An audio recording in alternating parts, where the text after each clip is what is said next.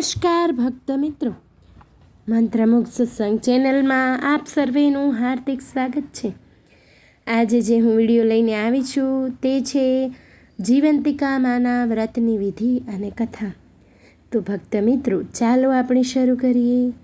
શ્રાવણ માસના પ્રથમ શુક્રવારથી આ વ્રતની શરૂઆત થાય છે. જો પ્રથમ શુક્રવારે વ્રત ન થઈ શકે તો બીજા શુક્રવારે પણ કરી શકાય છે. પ્રાતઃકાળે ઉઠીને સ્નાન વિધિથી પરવારી માની તસવીર સામે 5 દિવેટનો ઘીનો દીવો કરવો, અબીલ, ગુલાલ અને પુષ્પોથી પૂજા કરવી, સ્તુતિ પ્રાર્થના કરીને કથા સાંભળવી, પીળા રંગની વસ્તુઓનો ત્યાગ કરવો અને લાલ વસ્ત્રો પહેરવા, પીળા મંડપ નીચે સૂવું નહીં અને ચોખાનું પાણી ઓળંગવું નહીં. કથા પૂરી થયા પછી 5 દિવેટોના દીવાથી આરતી ઉતારવી, ખાંડના શીરાનો કે સાકરનો પ્રસાદ વહેંચવો અને પોતાના સંતાનની રક્ષા માટે માતાજીને પ્રાર્થના કરવી. વ્રતના દિવસે એકટાણું કરવું, જૂઠ્ઠું ન બોલવું, કોઈની નિંદા ન કરવી, આખો દિવસ માના નામના જાપ જપવા. જીવંતિકા માતાનું વ્રત કરનાર સંતાન પર માની અમી દ્રષ્ટિ રહે છે અને તેઓ દીર્ઘાયુષી થાય છે.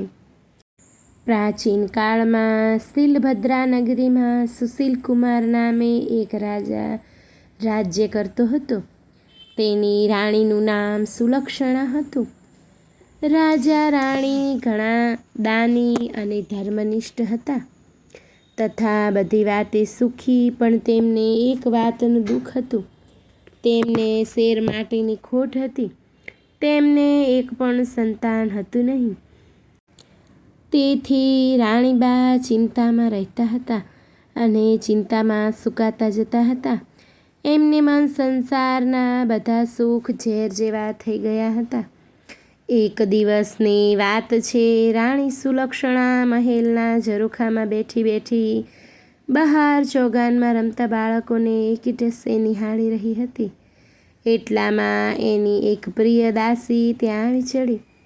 આ દાસી સુયાણીનું પણ કામ કરતી હતી. એટલે ગામમાં કોઈને સુવાવડ આવે તો સૌ તેને બોલાવતા હતા. દાસી ઘણી સમજુ હતી. એ રાણીના મનોભાવને તરત સમજી ગઈ. તેણે રાણીને કહ્યું કે રાણીજી, તમે આટલી બધી ચિંતા શા માટે કરો છો? ખોટું ન લગાડો તો તમને એક વાત કહેવા માંગુ છું, જેથી તમારું માજીયા મેણું હંમેશને માટે દૂર થઈ જશે. જલ્દી બતાવો મને, રાણીએ કહ્યું. દાસીએ ધીમેથી રાણીના કાનમાં કહ્યું કે સાંભળો રાણીજી, ગામમાં એક બ્રાહ્મણીને 3જો મહિનો જઈ રહ્યો છે. તમે આજથી જ વાત ફેલાવી દો કે તમે સગર્ભા છો અને મા બનવાના છો. બસ ત્યારબાદ તો હું બધું કામ સંભાળી લઈશ. પૂરે દિવસે બ્રાહ્મણી જે બાળકને જન્મ આપશે તેને હું તમને લાવી અને સોંપી દઈશ. દાસીની વાત સાંભળીને રાણીએ પ્રથમ ખચકાટ અનુભવ્યો, પણ દાસીએ તેમને કહ્યું કે તમે બીસો નહીં. કોઈને કંઈ કાનોકાન પણ ખબર નહીં પડે. બાળક મળવાની લાલસાએ રાણી સુલક્ષણા આવું કૃત્ય કરવા તૈયાર થઈ ગઈ અને પોતે ગર્ભવતી છે એ વાત ફેલાવવા માંડી. જોત જોતામાં 6 મહિના વીતી ગયા. એક દિવસ રાત્રે બ્રાહ્મણીને પ્રસૂતિની પીડા ઉપડતા દાસીને બોલાવવામાં આવી. મધરાત બાદ બ્રાહ્મણીએ એક સુંદર અને તેજસ્વી પુત્રને જન્મ આપ્યો. દાસી બધાની રજા લઈ રવાના થઈ. થોડી વારમાં તો ઘરના બધા ઘસઘસાટ ઊંઘી ગયા. દાસી ઘરની પાછલી બારીએથી ચોર પગલે બ્રાહ્મણીના ઓરડામાં આવી અને બાળકને ઉઠાવીને ઘરની બહાર નીકળી ગઈ.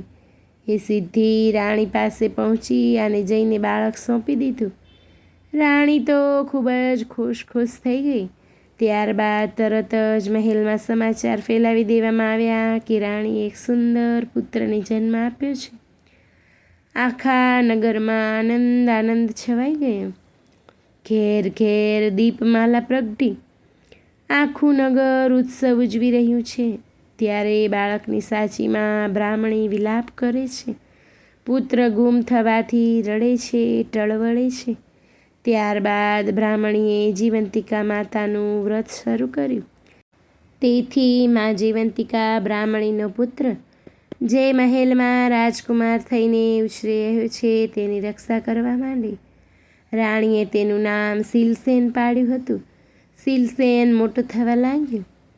એ યુવાન થયો ત્યારે રાજા સુશીલકુમાર અને પેલી બ્રાહ્મણીનો પતિ મરણ પામ્યા અને શીલસેન રાજગાદીએ બેઠો.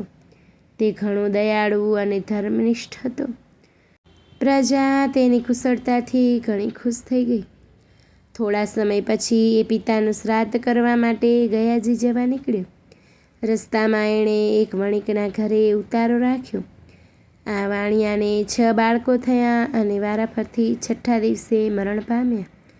આજે વણિકના ઘેર 7મા પુત્રની છઠ્ઠી હતી. ઘરના બધા જ ઊંઘી ગયા હતા. ત્યારે મા જીવંતિકા શીલસેનનું રક્ષણ કરતા બારણા પાસે ઊભા હતા. મધરાત થતાં વિધાતા વણિકના પુત્રના લેખ લખવા આવ્યા.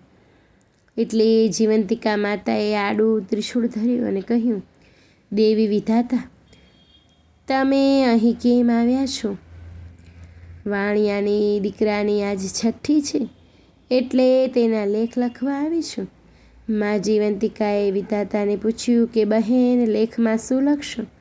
ત્યારે વિધાતાએ જવાબ આપ્યો કે એના ભાગ્યમાં છે તે લખીશ કે આ બાળક કાલે સવારે મરણ પામશે. આ સાંભળી મા જીવંતિકાએ કહ્યું કે ના ના વિધાત્રી, એવું તમારાથી ન લખાય. જ્યાં મારા પગલાં પડે છે ત્યાં તમે આવું અમંગળ કદાપી ન લખી શકો.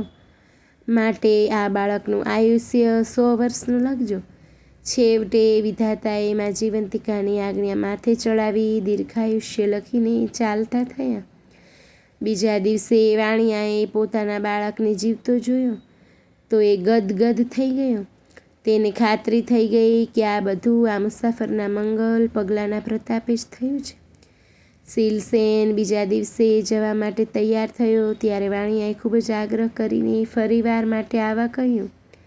શીલસેને હા પાડી. ત્યાંથી એ ઘણા દિવસે ગયાજી પહોંચ્યો. પોતાના પિતાની શ્રાદ્ધ ક્રિયા પૂરી કરી જ્યાં એ પિંડદાન કરવા જતો હતો ત્યારે નદીમાંથી 2 હાથ બહાર આવ્યા. આ જોઈ શીલસેનના અચરજનો પાર ન રહ્યો.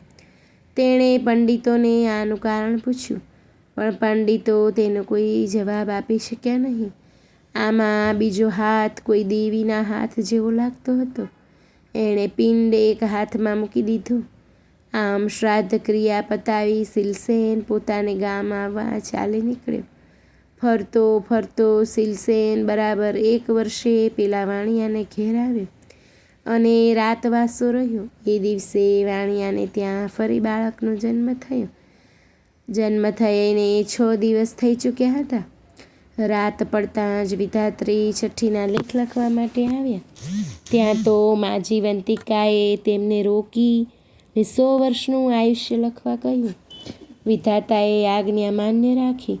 લેખ લખીને પાછા ફરતી વખતે જીવંતિકા માને પૂછ્યું, માં, તમે આ રાજકુમારનું રક્ષણ શા માટે કરો છો? આ ક્ષણે જ શીલસેનની આંખ ખુલી ગઈ. તેને કોઈકને વાતચીત કરી રહ્યું છે તેવું તેને લાગ્યું. તે ચૂપચાપ પથારીમાં પડ્યો આ સંવાદ સાંભળવા લાગ્યો. મા જીવંતિકાએ કહ્યું કે હે દેવી વિધાતા, આ રાજકુમારની માતા વર્ષોથી શુક્રવારે મારું વ્રત કરે છે. તે દિવસે પીળા વસ્ત્રો પહેરતી નથી, પીળા અલંકારો પણ ધારણ કરતી નથી, ચોખાના પાણીને ઓળંગતી નથી અને પીળા માંડવા નીચે જતી નથી. આથી મારે આ રાજકુમારની રક્ષા કરવી પડે છે. એ જ્યાં જ્યાં જાય છે ત્યાં મારે જવું પડે છે. તેના લીધે હું આજે વાણિયાને ઘેર છું.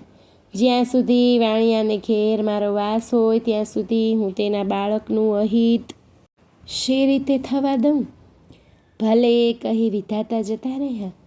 આ સાંભળી શીલસેન વિચારમાં પડી ગયો. તેની માતા કોઈક વ્રત કરતી હોય એવું તેને યાદ ન હતું. છતાં તેણે માતાને જઈ અને પૂછી અને ખાતરી કરવાનું નક્કી કર્યું. સવાર થતાં વાણિયાએ જોયું તો તેનો બીજો દીકરો પણ જીવતો જણાયો. એને લાગ્યું કે નક્કી આ શીલસેન કોઈ મહાન માણસ છે. બીજે દિવસે શીલસેને રજા માંગી ત્યારે વાણિયાએ એમને આનંદથી રજા આપી. ઘણા જ દિવસે શીલસેન પોતાના રાજ્યમાં પહોંચ્યો.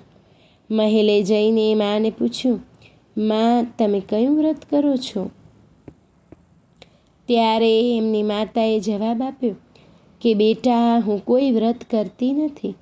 આથી શીલસેનને શંકા પડી કે આ મારી સગી માં ન હોઈ શકે. પોતાની માને શોધી કાઢવા માટે એણે શ્રાવણ માસના પ્રથમ શુક્રવારે આખી નગરીની જમાડવાનું આમંત્રણ આપ્યું. સાથે સખ્ત સૂચના આપી કે દરેકે પીળા વસ્ત્ર પહેરવા. બધા જમવા આવ્યા ત્યારે શીલસેને આજ્ઞા કરી કે નગરમાં તપાસ કરો કે કોઈ રહી ગયું છે કે. થોડી વારે અનુચરોએ આવીને કહ્યું કે એક બ્રાહ્મણી પીળા વસ્ત્ર પહેરીને આવવાની ના પાડે છે. આજે તેને પીળા વસ્ત્ર નહીં પહેરવાનું વ્રત છે. આ સાંભળી રાજકુમાર ગદગદ થઈ ગયો. તેણે તરત જ બ્રાહ્મણી માટે લાલ રંગના વસ્ત્ર મોકલાવ્યા. એ પહેરીને બ્રાહ્મણી આવી. શીલસેન સામે આવતાં જ એના ધાવણમાંથી દૂધની ધાર છૂટી અને શીલસેનના મોંમાં પડી. આ જોતાં જ નગરજનો ખૂબ જ અચરજ પામી ગયા અને એકી અવાજે બોલી ઉઠ્યા, આ જ રાજકુમાર શીલસેનની માતા છે. ત્યારબાદ શીલસેને રાણી સુલક્ષણાને બધી વાત પૂછી. રાણીએ રડતા રડતા બધી વાત જણાવી દીધી. શીલસેન પોતાની સગી જનિતાને ભેટી પડ્યો અને એને પોતાની સાથે મહેલમાં રાખી.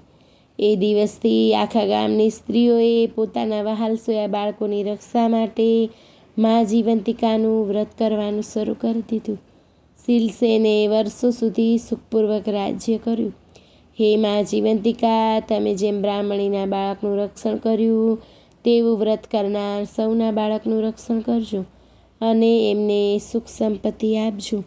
તો બોલો શ્રી જીવંતિકા માત કી જય. ધન્યવાદ ભક્ત મિત્રો. જો આપ લોકોને વિડીયો ગમ્યો હોય તો લાઈક કરજો, ચેનલને સબસ્ક્રાઈબ કરજો અને બેલ આઇકન દબાવવાનું ભૂલતા નહીં.